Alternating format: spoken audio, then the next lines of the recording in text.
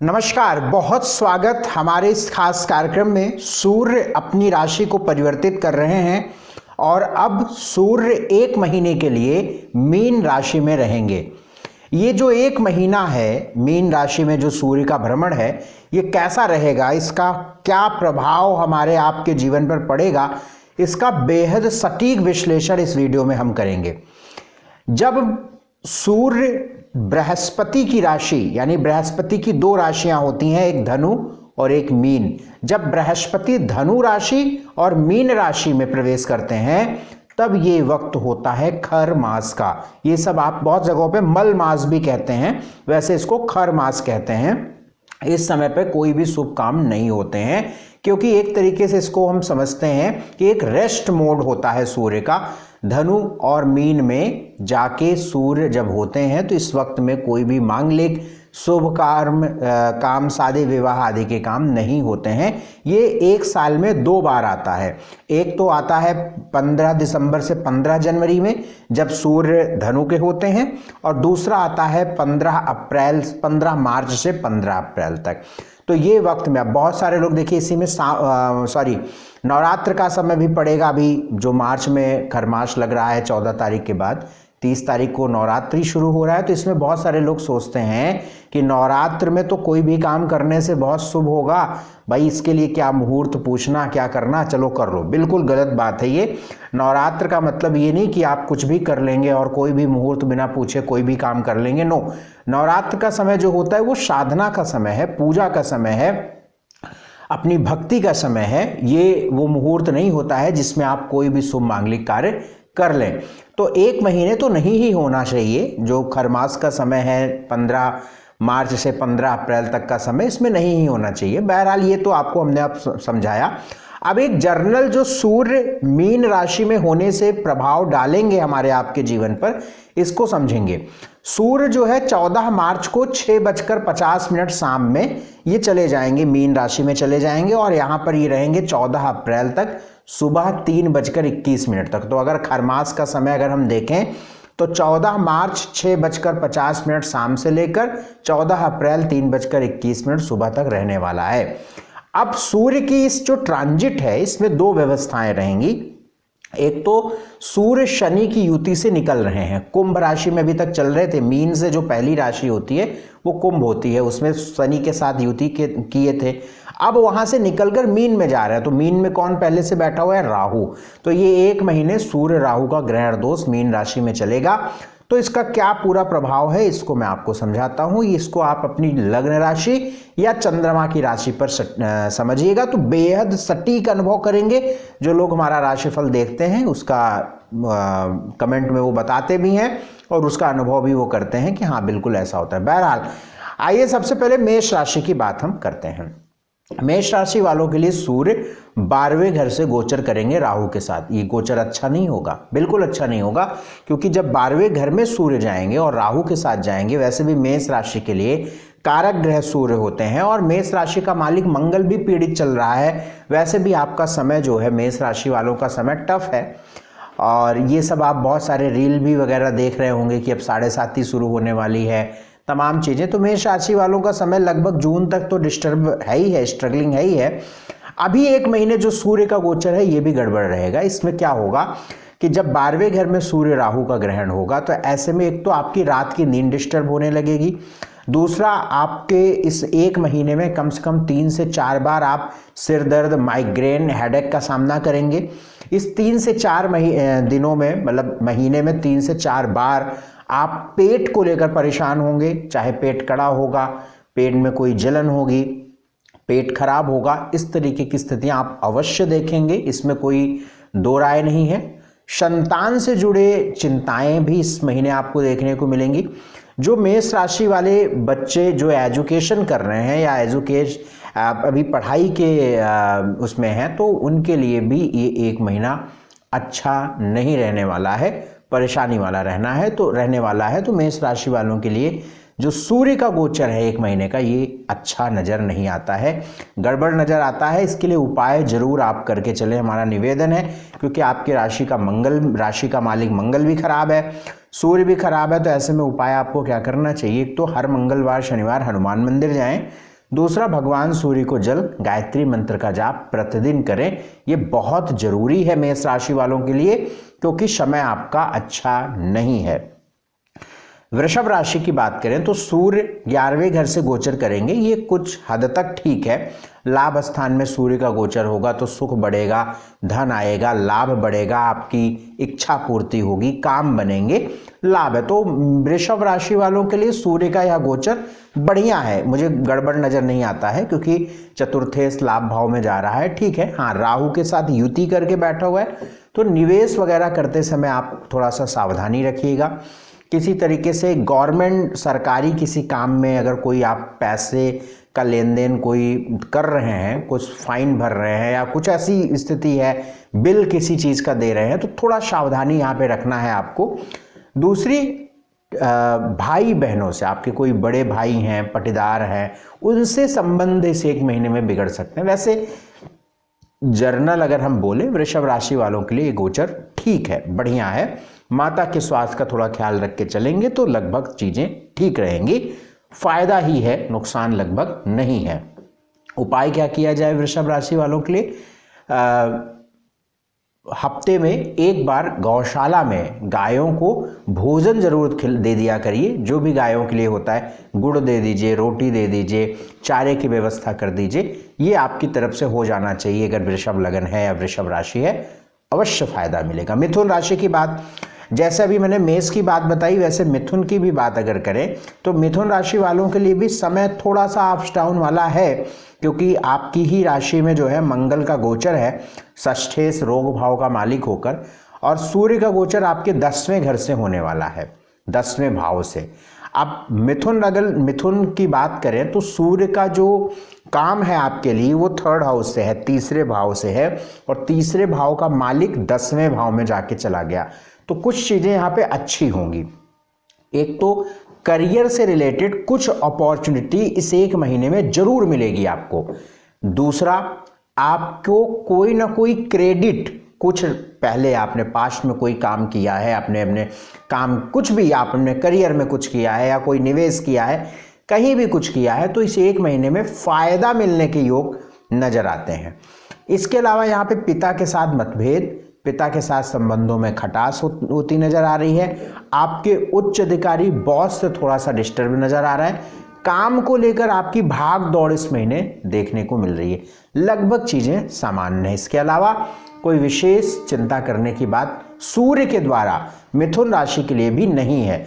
लेकिन भैया मिथुन राशि के लिए लगन में आपके मंगल चल रहा है, रोग भाव का मालिक होकर। लग्नेश की स्थिति अभी नीच राशि में चल रही है, संभवतः या कुंभ में होगा या मीन में आ गया होगा बुध, तो मुझे याद नहीं है अभी, लेकिन लगभग इस बात को आप समझ लें कि मीन राशि वालों की हेल्थ को लेकर, अच्छा कुछ चीज़ें तो मिथुन राशि वाले फील कर ही रहे होंगे, जैसे हेल्थ बीच बीच में खराब हो रही होगी, सिर दर्द, माइग्रेन, हेडेक हो रहा होगा, स्किन को लेकर कोई एलर्जी हो रही होगी, तो ये मिथुन राशि वालों का हो रहा है। हमारे पास तो 8-10 लोगों का अनुभव रहता है, तो लगभग समझ लेता हूँ कि हाँ जो ग्रह गोचर बता रहा है वो 8-10 लोगों में लगभग चीज़ें उसी से मिलती जुलती लोग फेस कर रहे हैं। ऐसा नहीं कि सब एग्जैक्टली 5 बजे आज उन्होंने सिर दर्द महसूस किया तो उन्होंने भी किया, ये बात मैं नहीं कह रहा हूँ, लेकिन मिलती जुलती चीज़ें उस मिथुन लगन वाले व्यक्ति लगभग सभी महसूस कर रहे हैं आसपास।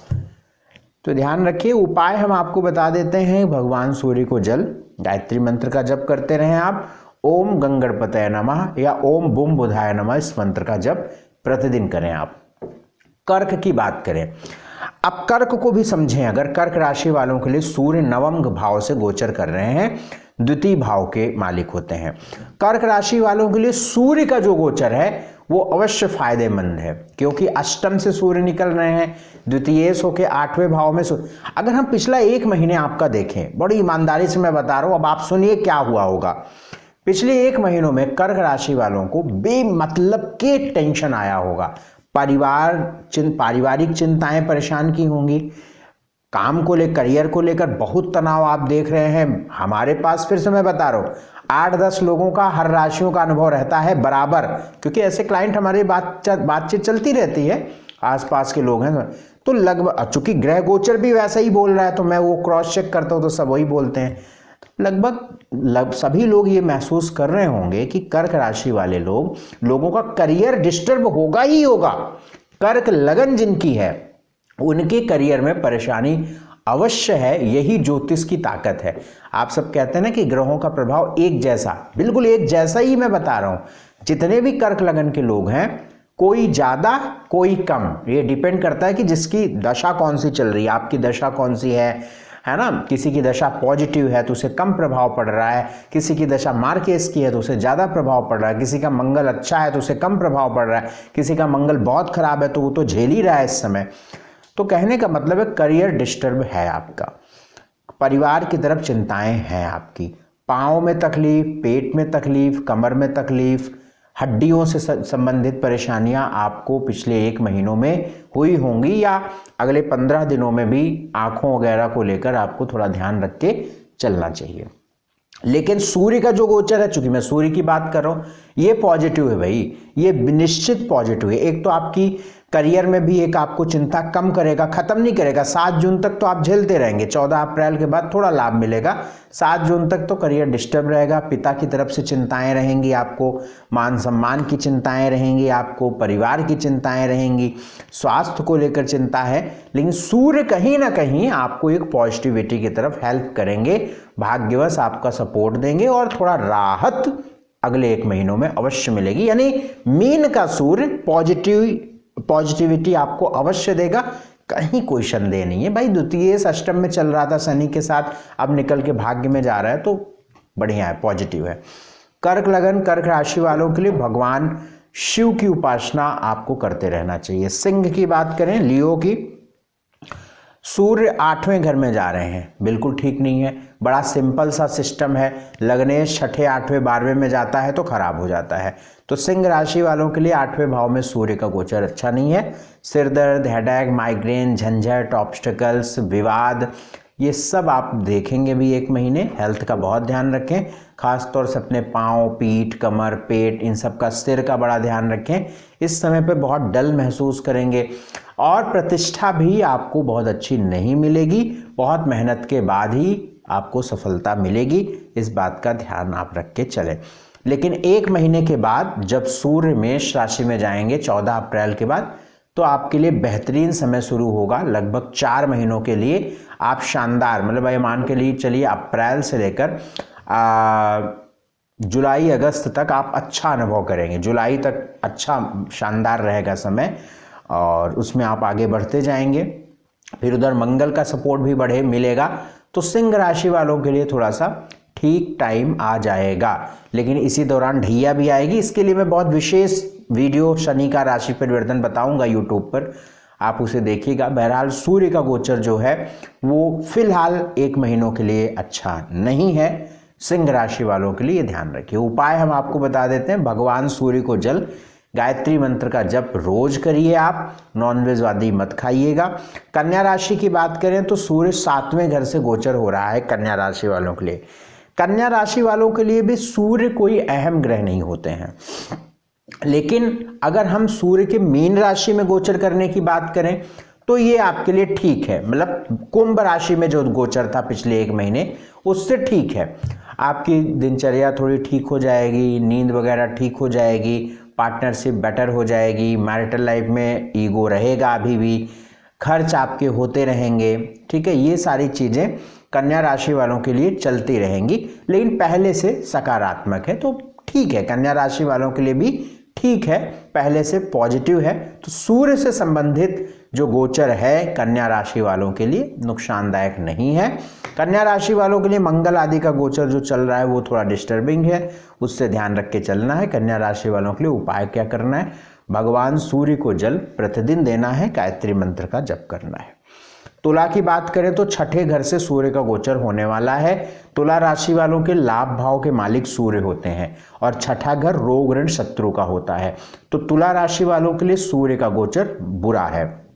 6ठे घर में रोग भाव में, ऋण भाव में, शत्रु भाव में सूर्य का जाना निश्चित इस बात को दर्शाता है कि अगला 1 महीना आपका किसी ना किसी तौर पर धन बीमारी पर अवश्य जाएगा, कर्ज से संबंधित प्रॉब्लम में जरूर जाएगा। कर्ज देना पड़े, लेना पड़े, उसमें एक्स्ट्रा देना पड़े, ब्याज देना पड़े, कहीं ना कहीं कर्ज में या इस तरीके से परेशान आप होंगे। शत्रु, अब शत्रु का इसका ये मतलब नहीं कि कोई तलवार लेकर आएगा फिर आप लड़ेंगे, कोर्ट कचहरी जाएंगे, इसका मतलब ही नहीं। अब इसका इस तरीके से समझते हैं, आप जा रहे हैं, आपको पुलिस वालों ने रुकाया, चालान कट गया, ठीक है। आप जा रहे हैं, आपने किसी गाड़ी को ठोक दिया, उसको आपको हर्जाना देना पड़ा, ठीक है। आप जा रहे हैं, आपकी गाड़ी में किसी ने ठोक दिया, आप अपनी गाड़ी बनवा रहे हैं, उसमें ये अनुभव की बात है भाई, ये किताबी बात नहीं, अनुभव की बात है। तो ये सब होता है। तो छठे के सूर्य पॉजिटिव नहीं है। छठा भाव में सूर्य का जाना तुला राशि वालों के लिए कतई पॉजिटिव नहीं है। ये आपकी फाइनेंशियली कंडीशन को वीक करेगा, धन को क्षय करेगा। लेकिन एक पॉजिटिव है कि सूर्य छठे भाव में होने से व्यक्ति कंपटीशन बढ़िया देता है। तो जो प्रतियोगी परीक्षाओं की तैयारी कर रहे हैं उनके लिए ये समय थोड़ा सा जोश वाला रहेगा, अच्छा कॉम्पिटेट करेंगे। इसके अलावा तो पाँव का ध्यान रखें, यहाँ पे आंखों का ध्यान रखें, भाई बहनों के साथ संबंधों का ध्यान रखें, फाइनेंशियल कंडीशन वीक करता है, वो सब मैं आपको बता चुका हूँ। उपाय के तौर पर आप भगवान सूर्य को जल गायत्री मंत्र का जप करें, इससे लाभ मिलेगा। वृश्चिक की बात करें तो वृश्चिक राशि वालों के लिए सूर्य 5वें घर से गोचर करेंगे। अच्छी बात है, बहुत अच्छी बात है। मैं हमेशा इस बात को देखा हूँ, जब भी केंद्र का मालिक त्रिकोण में जाके बैठ जाए, इवन कुंडली में बैठ जाए कहीं पे, पंचमेश लगन में बैठा हो, लग्नेश पंचम में बैठा हो, नवमेश लगन में बैठा हो, लग्नेश नवम में मतलब ये कंडीशन मैं समझता हूँ कि कोई भी ग्रह अपनी स्वराशि या उच्च राशि से ज़्यादा बेहतर होता है। मैं समझता हूँ कि ग्रहों का स्थान बल बहुत महत्वपूर्ण होता है। हमने उच्च राशि स्वराशि में बैठे हुए ग्रहों का इतना अच्छा प्रभाव नहीं देखा है, जबकि स्थान पर बैठा, जैसे पंचमेश लगन में बैठ गया तो नीच का भी है ना, तो बहुत फायदा देता है। लग्नेश पंचम में चला गया तो नीच का भी है। मैं बता रहा हूं, हमारे पास ऐसे ऐसे क्लाइंट हैं, वृषभ लगन है, लग्नेश शुक्र है, पंचम में नीच का बैठा हुआ है, कोई बुरे परिणाम शुक्र के उनके ऊपर नहीं है। ये अनुभव की बात है भाई। नवमेश नवम पे जाके नीच का ग्रह बैठा हुआ है, लग्नेश या पंचमेश होकर, कभी उसके प्रभाव मतलब स्थान बल बहुत महत्वपूर्ण करता है। ये जरूर है कि नीच या उच्च होने पर उसकी ताकत या उसका फल देने की क्षमता घट या बढ़ सकती है, लेकिन शुभता और अशुभता का बड़ा फर्क है। शुभ हो जाता है ग्रह भाव बल पाके, भाव बोले स्थान बोले। तो ये वृश्चिक राशि वालों के लिए बहुत अच्छा है। करियर के लिए अगला 1 महीना बहुत बढ़िया है आपके लिए। करियर में कुछ अपॉर्चुनिटीज, कुछ मौके आपको मिलेंगे और वृश्चिक राशि वालों को निश्चित काम बनाने वाला समय है, लाभ देने वाला समय है, शुभ समय है। तो एजुकेशन, करियर, प्रमोशन ये सब बढ़िया है। हेल्थ का ध्यान बहुत रखिए क्योंकि मंगल पीड़ित है। वृश्चिक राशि वालों का लग्नेश अष्टम चल रहा है, तो अब आप समझिए, आप खुद महसूस कर रहे होंगे कि स्वास्थ्य में कहीं ना कहीं आप परेशान होंगे या आप डल बहुत होंगे हेल्थ को लेकर, पाँव में कहीं कहीं, सिर में दर्द। ये वृश्चिक राशि वालों का थोड़ा सा हेल्थ को लेकर डिस्टर्बेंस है। बाकी सूर्य का गोचर की बात मैं कर रहा हूं तो वो पॉजिटिव है, इसमें कहीं कोई संदेह की बात मुझे तो नहीं लगती। उपाय के तौर पे आप भगवान सूर्य को जल गायत्री मंत्र का जप करते रहें। धनु राशि की बात करें तो सूर्य 4थे भाव से गोचर कर रहे हैं, तो धनु राशि वालों के लिए भी 4th हाउस में सूर्य का गोचर अच्छा है। क्यों अच्छा है? क्योंकि अभी मैंने वृश्चिक में बताया कि त्रिकोण का मालिक केंद्र में चला जाए तो ये हमेशा शुभ होता है, ये अनुभव की बात है। तो 4th भाव में जा रहा है सूर्य भाग्येश होकर, तो भाग्य का मालिक जब 4थे भाव में बैठ गया तो भाग्य का सपोर्ट बढ़ेगा। और वैसे भी इसको ऐसे समझें कि इसके 1 महीने पहले सूर्य का गोचर कहाँ था? कुंभ का, शनि के साथ युति करके 3rd हाउस में, तो ये ऑब्वियसली खराब था।